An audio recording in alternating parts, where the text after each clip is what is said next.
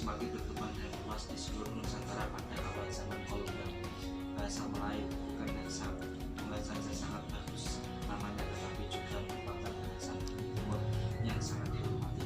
Pada tahun 1918, dari hasil pemikiran para tokoh pergerakan dan Dewan Rakyat, akhirnya dipilih bahasa Melayu dengan pertimbangan bahwa bahasa telah dipakai hampir sebagian rakyat Indonesia waktu itu. Komunikasi antara kumpulan yang bangkit pada masa itu menggunakan bahasa Melayu, dan pada tanggal 28 Oktober 1998 para pemuda dari berbagai pelosok Nusantara berkumpul dan dalam kerapatan pemuda dan bergerak yang kemudian dikenal dengan sebuah proklamasi kemerdekaan Republik Indonesia 17 Agustus 1945 telah menentukan kedudukan dan fungsi bahasa Indonesia secara konstitusional sebagai bahasa negara.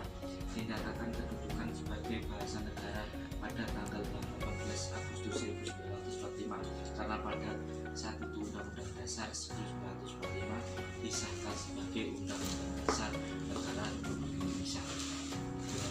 Dengan demikian presentasi yang dapat saya sampaikan. Assalamualaikum warahmatullahi wabarakatuh. Perkenalkan, nama saya Alfisri Handayani, kelas PAIA NIM 201190010.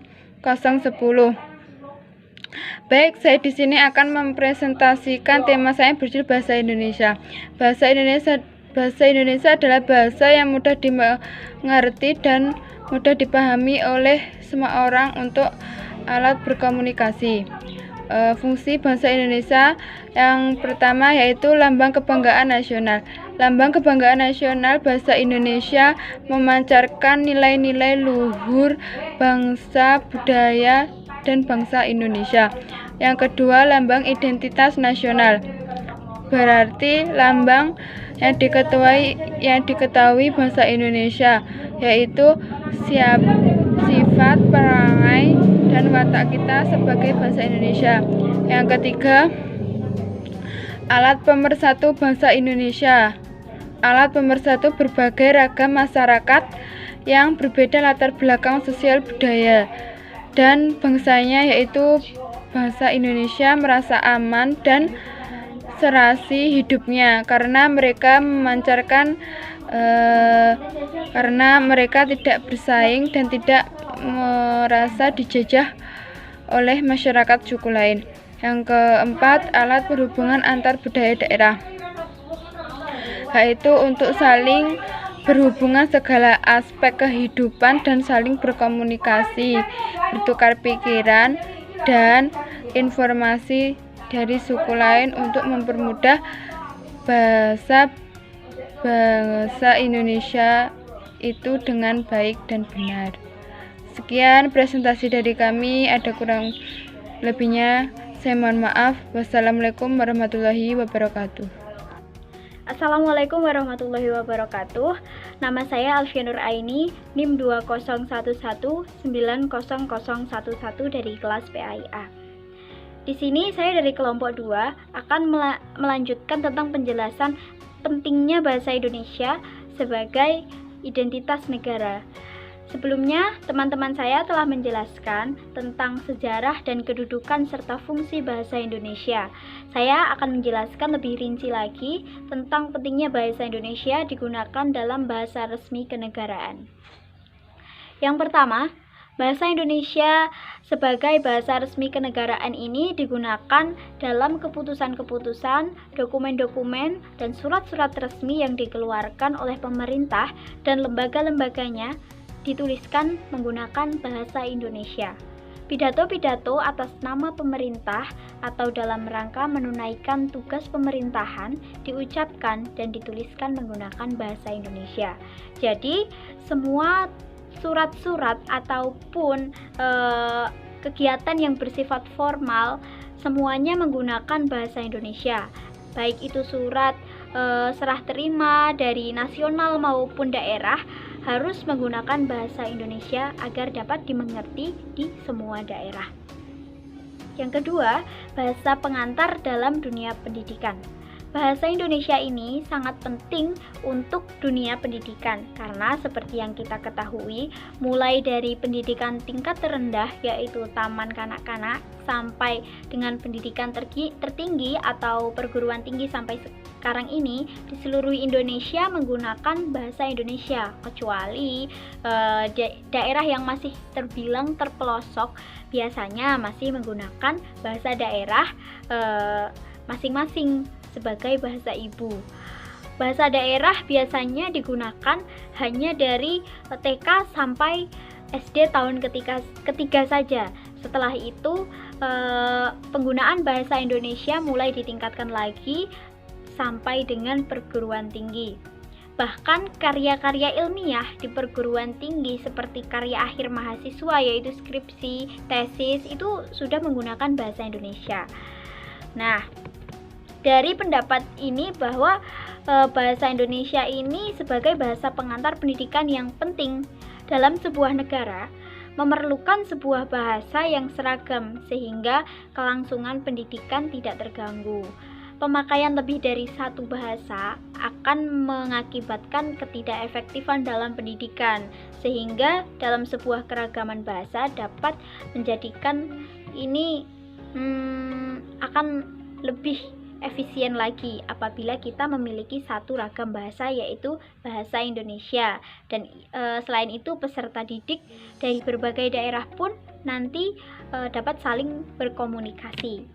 Yang ketiga, bahasa Indonesia ini sebagai alat penghubung pada tingkat nasional serta kepentingan daerah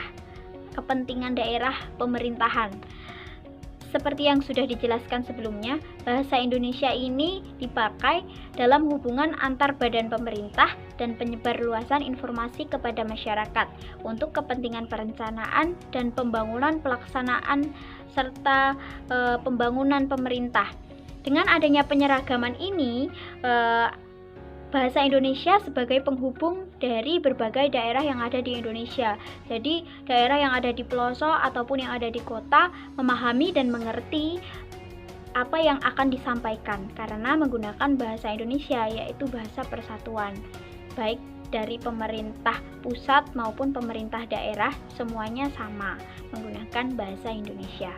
Yang terakhir adalah alat pengembang kebudayaan, ilmu pengetahuan, dan teknologi. Kebudayaan Indonesia ini kita ketahui sangat beragam, dari masyarakat Indonesia yang beragam pula. Hampir tidak mungkin semua masyarakat Indonesia dapat menikmati tanpa bahasa Indonesia. Jadi agar jangkauannya lebih luas, penyebarannya lebih luas melalui buku-buku, majalah-majalah, hendaknya menggunakan bahasa Indonesia. Seperti itu tadi pentingnya bahasa Indonesia dalam kenegaraan. Jadi kita wajib mempelajari bahasa Indonesia, yaitu bahasa kita sebagai bahasa persatuan kita. Jadi boleh menggunakan bahasa daerah, namun bahasa Indonesia dapat kita gunakan apabila berkomunikasi dengan orang-orang yang ada di daerah tertentu yang juga masih dalam lingkup bahasa Indonesia. Mungkin itu saja yang dapat saya sampaikan. Apabila ada salah dan kurangnya, saya mohon maaf. Wassalamualaikum warahmatullahi wabarakatuh. Assalamualaikum warahmatullahi wabarakatuh. Yang saya hormati Ibu Nasiti Mufidah sebagai dosen pengampu pendidikan kewarganegaraan. Saya Alfiatul Mahmudah, kelas PAIA dari kelompok 2.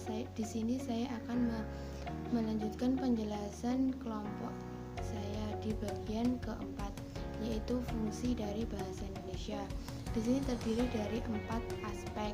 Yang pertama adalah bahasa Indonesia sebagai lambang kebangsaan nasional.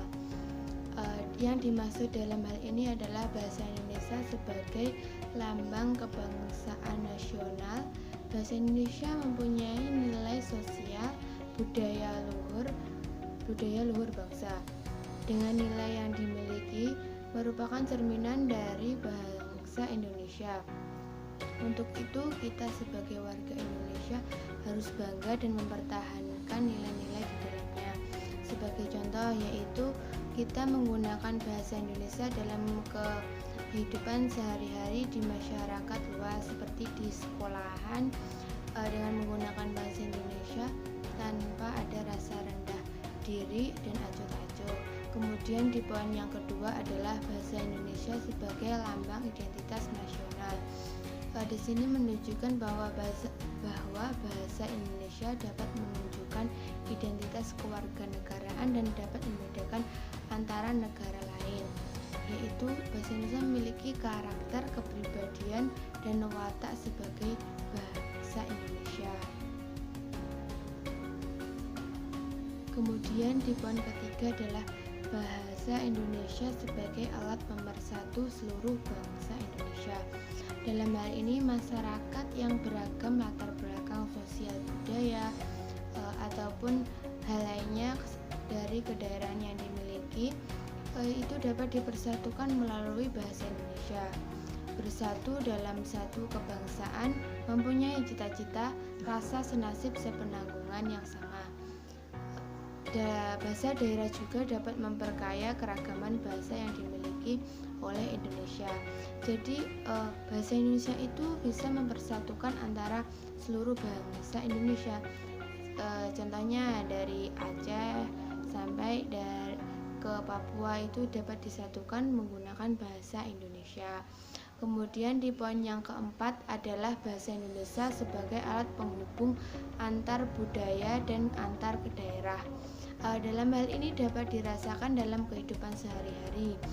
Dengan bahasa Indonesia, kita dapat berinteraksi dalam berbagai bidang kehidupan.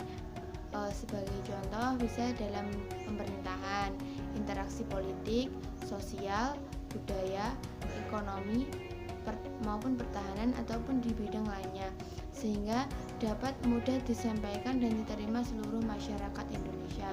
Contohnya kayak pidato dari Bapak Presiden itu kan menggunakan bahasa Indonesia, sehingga dari masyarakat lain di daerah pelosok-pelosok ya bisa mengerti walaupun tidak menggunakan bahasa daerahnya.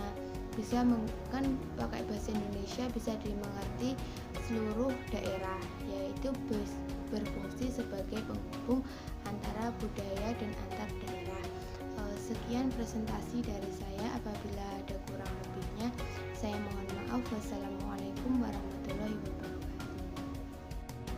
Bismillahirrahmanirrahim. Assalamualaikum warahmatullahi wabarakatuh. Di sini saya akan membahas kedudukan bahasa Indonesia, yaitu sebagai bahasa nasional. Tanggal 28 Oktober 1928, pada Hari Sumpah Pemuda, dinyatakan kedudukan bahasa Indonesia sebagai bahasa nasional memiliki fungsi sebagai berikut. 1. Bahasa Indonesia sebagai identitas nasional. 2. Bahasa Indonesia sebagai kebanggaan bangsa. 3. Bahasa Indonesia sebagai alat komunikasi. 4. Bahasa Indonesia sebagai pemersatu bangsa yang berbeda suku, agama, ras, adat, dan budaya. Adapun penjelasannya yaitu 1. Bahasa Indonesia sebagai identitas nasional. Kedudukan pertama dalam kedudukan bahasa Indonesia sebagai bahasa nasional dibuktikan dengan digunakannya bahasa Indonesia dalam butir-butir Sumpah Pemuda. 2. Bahasa Indonesia sebagai kebanggaan bangsa. Kedudukan kedua dari kedudukan bahasa Indonesia sebagai bahasa nasional dibuktikan dengan masih digunakannya bahasa Indonesia sampai sekarang. 3. Bahasa Indonesia sebagai alat komunikasi. Kedudukan ketiga dari kedudukan bahasa Indonesia sebagai bahasa nasional dibuktikan dengan digunakannya bahasa Indonesia dalam berbagai macam media komunikasi seperti koran, televisi, dan radio. 4. Bahasa Indonesia sebagai alat pemersatu bangsa yang berbeda suku, agama, ras, adat, dan budaya.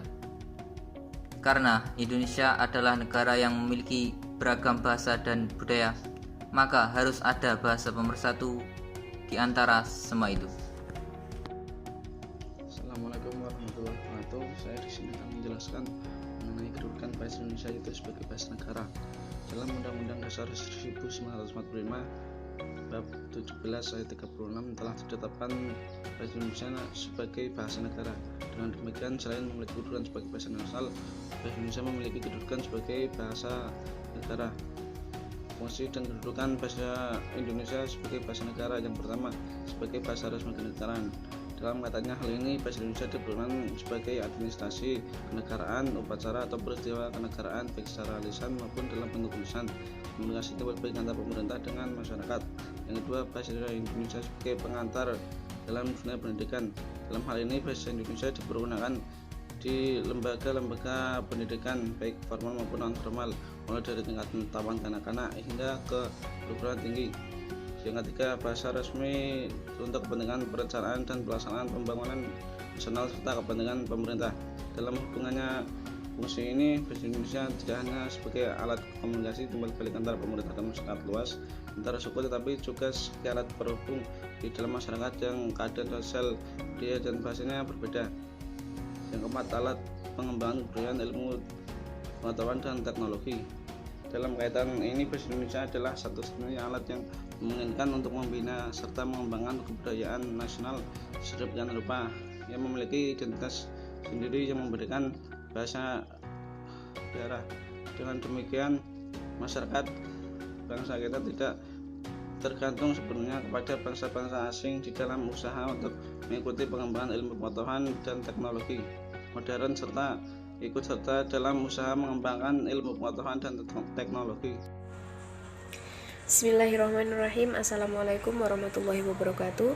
Nama saya Alim Witri Astuti. Saya dari PAIA dengan NIM 2011915. Saya di sini dari kelompok 2.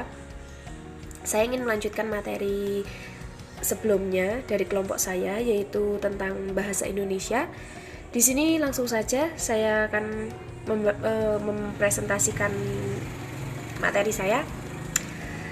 Bahasa Indonesia itu sebagai bahasa pemersatu, yaitu sebagai identitas warga negara Indonesia. Dengan demikian, ini merupakan tugas kita bersama dalam melestarikan dan terus menggunakan bahasa Indonesia sebagai identitas nasional Indonesia. Kita dapat memulainya dengan cara-cara yang sederhana, yaitu belajar berkomunikasi di rumah masing-masing dengan menggunakan bahasa Indonesia. Bahasa Indonesia sebagai bahasa pemersatu, bahasa komunikasi antar daerah dan antar budaya. Jangan sampai kita kehilangan identitas nasional kita dengan mengikuti budaya barat berbahasa asing, sampai-sampai kita lupa dengan bahasa pemersatu kita, bahasa identitas kita, yaitu bahasa Indonesia. Kita harus memanfaatkan pendidikan bahasa Indonesia sebaik mungkin sebagai salah satu kesempatan untuk dapat belajar tentang Indonesia lewat bahasanya.